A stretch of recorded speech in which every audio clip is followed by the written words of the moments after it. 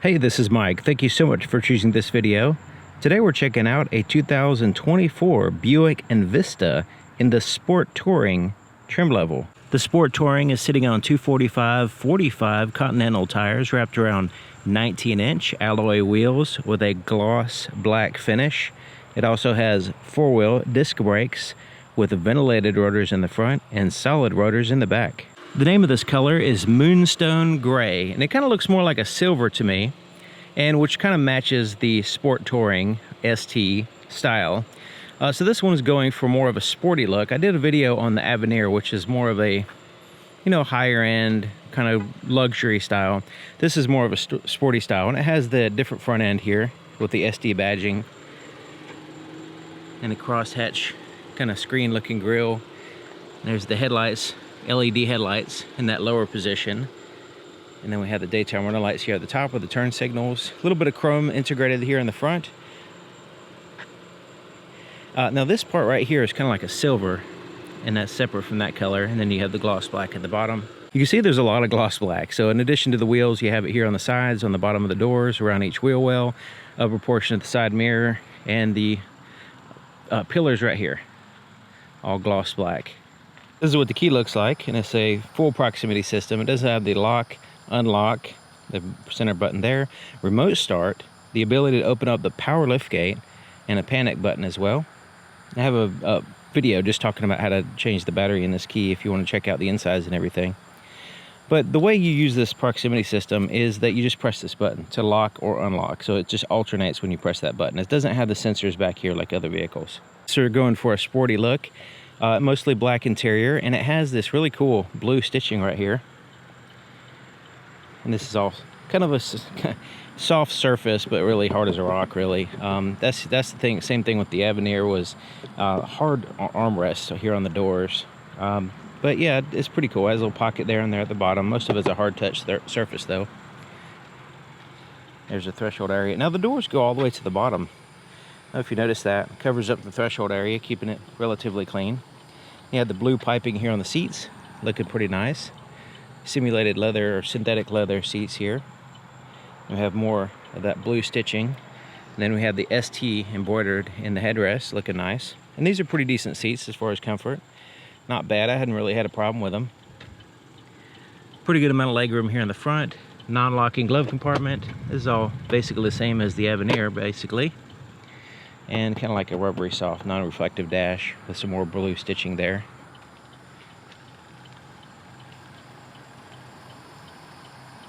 Inside the back door, basically the same thing, hard touch surfaces.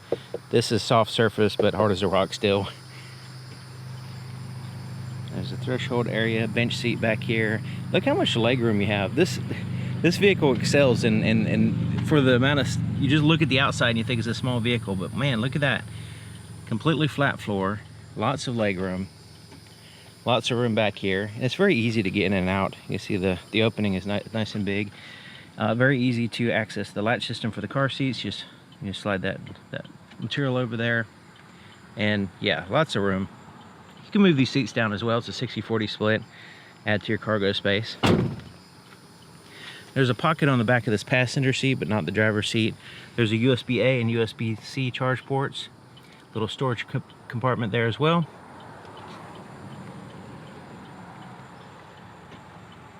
And I have a full night video on the Avenir if you want to check it out. So you have this gloss black here on the side, little ripples right in here, kind of nice.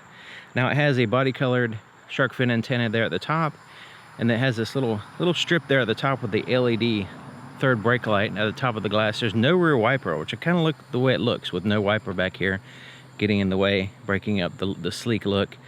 Has a little bit of a kind of spoiler design without actually having a spoiler.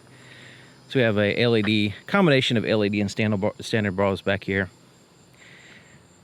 You have the Buick emblem and everything. Now the backup camera is down here, kind of wedged in with the tag. Could be in a better spot, but that's where they put it. It's working okay, I guess. You see the back here, a lot of gloss black once again, with that sporty style, or at least that's what they're going for anyway. To open the power lift gate, you can of course use the key, or you can use a button under here. Just press that, lifts up for you. And there's hard plastic here on the underside here. It does have a removable cover, which kind of gets in the way a little bit. But as far as like tall items, but there's still lots of room. It's a really good, you know, vehicle to go and get stuff and haul back. With the hatchback and the opening here, it's really nice. The only thing is this material is very slippery. So if you put your groceries back here, it'll be sliding all over the place. So if you had some kind of cargo management system, it would be better. And the lights in here could be better as well. There's a little storage cubby here on the left side, and there's tie downs there. We got some hard plastics here on the side. This lifts up and you have a spare tire, which is nice. Tools as well, and it has a little spot where this can kind of prop up like so. But yeah, you can put stuff around that spare tire if you want, but you notice it's all bare metal and everything. Pretty cheap looking, but still functional. Here's what it looks like with the seats down. So you can see the seats almost completely level with the cargo area. It's a little bit of a tip up, but it's a lot better than a lot of other vehicles. See, these come lift up a little bit, but you can see the section right here is pretty seamless compared to other vehicles anyway. The child locks are independent on each door, so they're manual for each door, so that way if you want to have one side locked and not the other, you can do that. The fuel door is here on the driver's side, and it's non-locking fuel door, and there's no cap as well, but you could just put regular gas in it. Now this is a turbocharged small engine, so probably best for longevity to put premium, but it's designed for regular gas. Here's the floorboard in front of the driver's seat. You can see that snaps in place. There's the accelerator, brake pedal, footrest there. It's no cover, it's just carpet though on the footrest. Let's take a look under the hood. To raise the hood, there's a latch a little bit to the left of center right in here. Move it to the right and lift up on the hood, which is kind of heavy. And use the prop there to hold it up, and it goes right where that arrow's pointing. There's insulation under the hood. There's also seals around almost completely around the engine compartment, which is nice. The firewall is insulated as well as a big heat shield there, because it does have a turbocharged engine, and the turbocharger's there in the back, so it kind of has that heat shielding, which kind of helps out with noise when you have the insulation and the heat shielding and all that stuff. And it tends to be a fairly quiet vehicle. So this is a 3-cylinder, a 1.2 liter 3-cylinder engine paired to a 6-speed automatic transmission, and it actually does pretty good. There's a lot of 4-cylinder engines that are annoying to drive because they're not powerful enough. This one actually, in the normal RPM range, it is fine for daily driving. It's just impressive to me. I mean, there's a lot of 4-cylinders, or actually I'd rather drive this than a lot of 4-cylinders, because this one actually does a pretty good job. Now if you're just sitting there flooring it, you know, just sitting still and then just flooring it, trying to do like 0 to 60 runs, it's not going to be impressive, right? But if you're normally driving in the normal RPM range, that's where it really excels. So yeah, it's pretty good. There's the battery. It's easy to get to, and a fairly decent amount of room under here. So this one has the blind spot detection system, and has a little indicator there on the side mirror. Now the driver's side is just like the other side, except for it has a few more buttons. There's a door lock controls, power windows are here, one touch up and down. It's pretty fast. Back one's one touch down, goes all the way down. You have to hold it to go up. Has a privacy glass back there. Side mirrors, you can just adjust it here. Pick a side and adjust a little pad there. And this is to keep the kids from rolling up the windows there in the back, rolling them down or whatever. And then there is the ability to open up the power lift gate, but you can adjust the heights. You can have a 3/4, max, or off. Just in case you have like a low ceiling in your garage or something like that, you can do a little bit of adjustment there. Of course, the driver has to one up the passenger with having a power seat. So there's the move forward and back. You can lift up, down, tilt, all that stuff, tilt the back, and then a 2-way lumbar adjustment. And these are pretty comfortable seats, actually. Got stuck in a traffic jam and was sitting in here and didn't really have much of a problem. To the left of the steering column, there is a dimmer switch for the interior gauges. You just press it, pops out, and then you can turn it like a little dial. This is for the headlight switch, so you can toggle on or off the headlights. And then you have automatic parking and then headlights there. And then there's the tilt and telescoping steering column, and you can lock it in place. We're right there. It's easy to get to.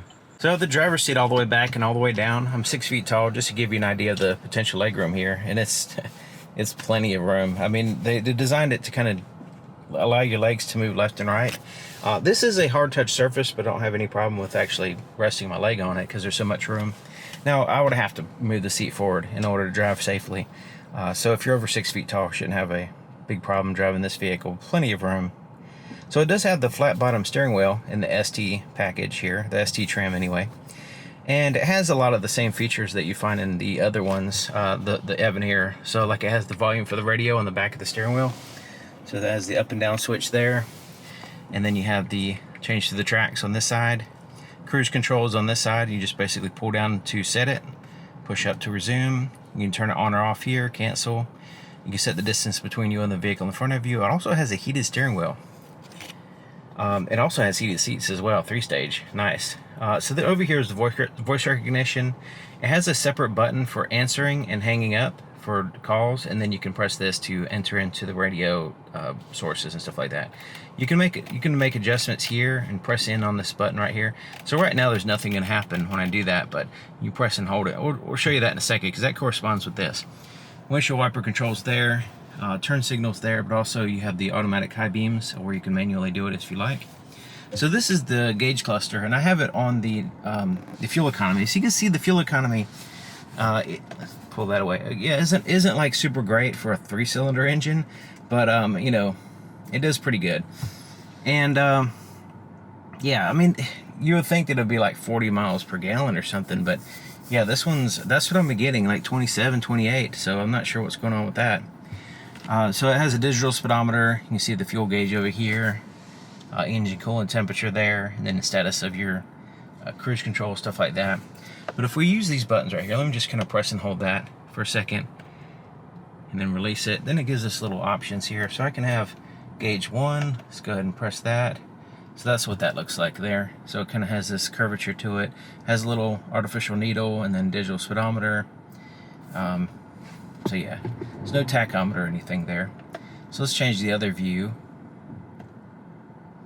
Let's go to gauge 2. That's what that looks like. We do have a tachometer, and there's also a digital speedometer. And let's go ahead and go into the menu again.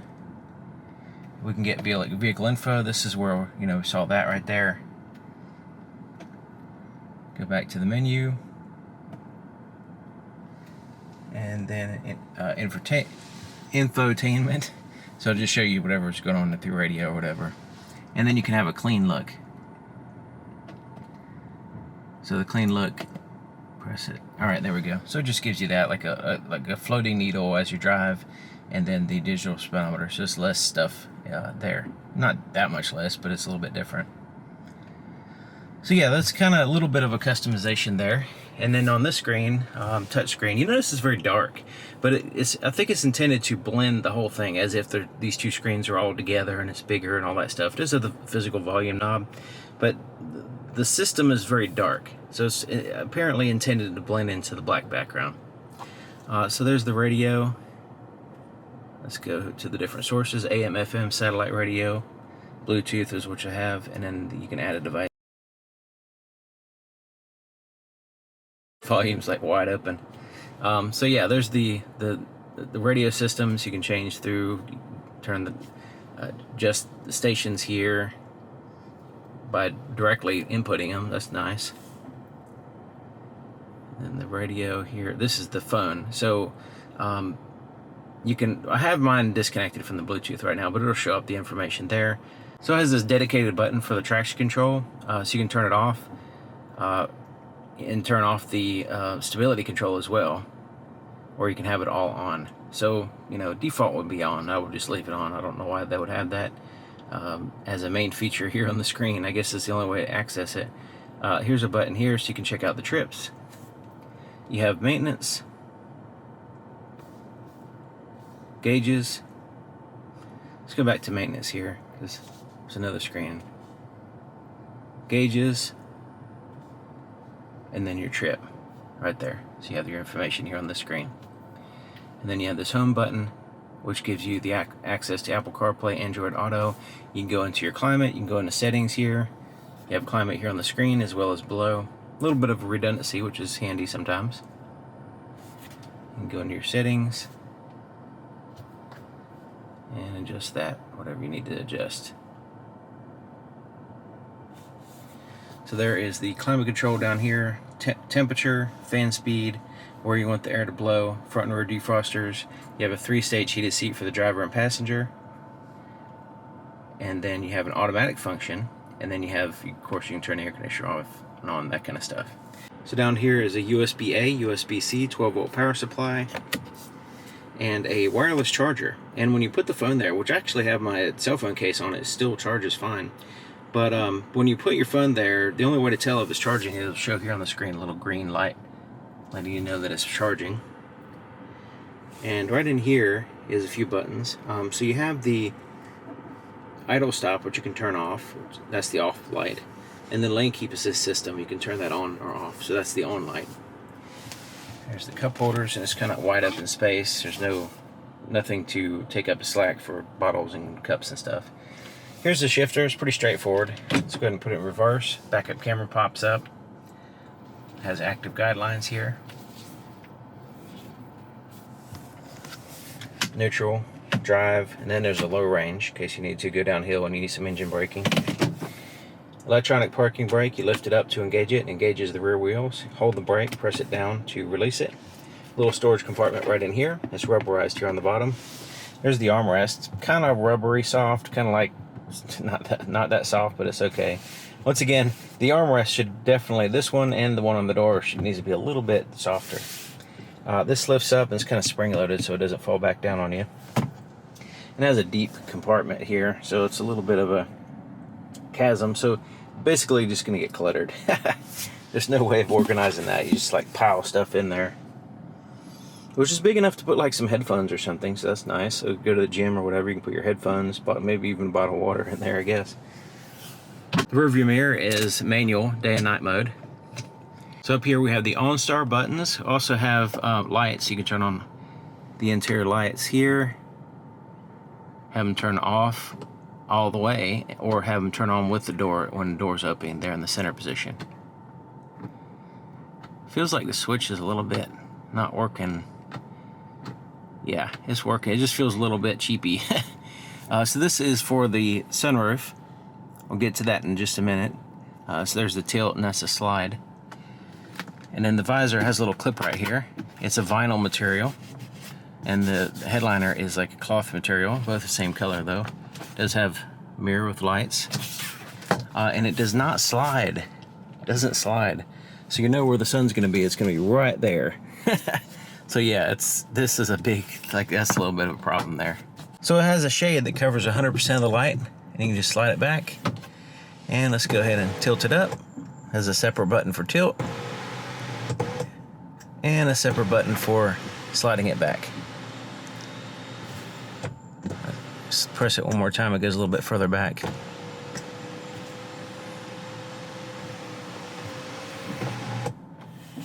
So looking at the visibility, little bit of a wide pillar there in the back and here on the side. It's not really a big deal because of the way the vehicle is. You can look over your shoulder and drive the vehicle fine. It's just a little bit of a pillar that you have to get accustomed to, just like any other vehicle. You just get used to the areas in which you got to watch out for. It's interesting, this vehicle, when I had the BMW X2 and this vehicle, I think I had them about the same time period, the Avenir trim of this vehicle. You put those two vehicles side by side, it's like completely different, right? Completely different category, completely different price range, quality, but when there was a choice between driving, let's say I need to drive to the store and those vehicles are right there side by side, I would choose this one.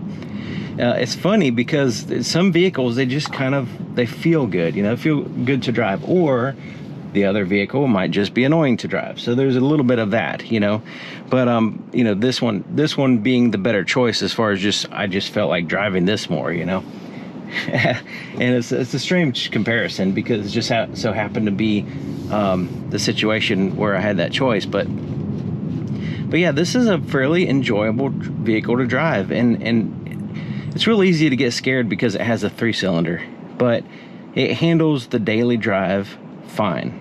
I mean, there's other vehicles that feel weaker, you know, like the Honda HR-V, you know, it feels weaker. Like the basic, yeah, just there's lots of vehicles that, like the all-wheel drive Camry, the last one I drove, I know they remodeled it or whatever, but there was the all-wheel drive Camry. It was just so annoyingly slow, and it felt like you just wanted to constantly slow down, and I had to really, I'm constantly pressing the accelerator just to keep from slowing down. But this one just feels like it feels spirited, you know, it just wants to go. And you know, like I said, it's not really, like if you just sit there and do like 0 to 60 runs, it's going to feel very slow, right? It's not going to be impressive, because the vehicle engine, the engine is designed for a certain RPM range, and if you just blow past that, then you're just gonna lose all your power. So this one is for normal acceleration, normal driving, and so yeah, it's one of those vehicles that, you know, it's not necessarily for everybody, but I would definitely take a look at it, you know, and not be too concerned about the 3-cylinder part as far as the acceleration and all that. And the transmission's just a basic 6-speed transmission. It does a decent job. It's nothing special or anything, but it's not bad. You know, it doesn't it doesn't interfere with my driving experience really. Just a normal driving. You know, and there's times where I just really press the accelerator. I want to get where I'm going, and you know, merge in the traffic or pass somebody, and it's not fast. You know, it's not a fast vehicle, but it's not sluggishly slow either. So it's in that range where it's fine. You know, I would have no problem driving this vehicle on the regular. You know, it's impressive for its price and all the features that it has. It has a really good look. I think a lot of people like the way it looks, and the roominess. That's another thing. There's a lot of room in here. You know, it kind of looks like, from the outside, kind of looks like a small vehicle, but you have a lot of passenger room. You have a lot of cargo space. You know, there's a little bit of tweaking I would do with the cargo space, some kind of organization, some kind of rubber mat or something to keep things from sliding around, because that's been kind of a big issue. You know, all your stuff just gets slidden all over the place while you're driving, because that carpet in the cargo area is just like super slick. And that seems like a common thing, but you know, this vehicle, it's a thing as well.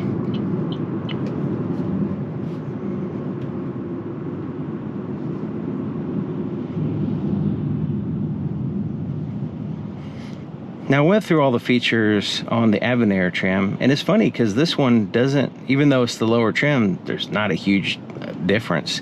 This one doesn't have the torsion beam in the back. It actually does have the multi-link system. I forget what they call it, as far as the suspension in the back. The lowest trim, and it's optional on this one, the lowest trim doesn't have that. It just has a different suspension system in the back. So I haven't driven one of those, but I mean, Toyotas and a lot of other cheap vehicles use that type of system, and it's not really a big deal. Most people probably won't notice the difference as far as the ride quality.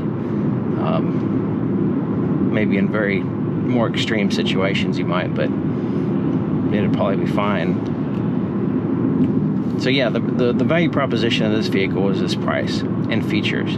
The amount of price, for the amount of features you have a fairly low price. And the way vehicles are priced nowadays, it's funny, because like this one's like $29,000 with all the options and everything, and in today's market that seems like a budget vehicle almost, but it's not. I mean, it's actually, you know, there's some areas of cost cutting, right? But there's a lot of features that you have that you might not find on a lot of other vehicles in the same price range. So yeah, it's definitely worth a test drive. Check it out for yourself and see if you like it.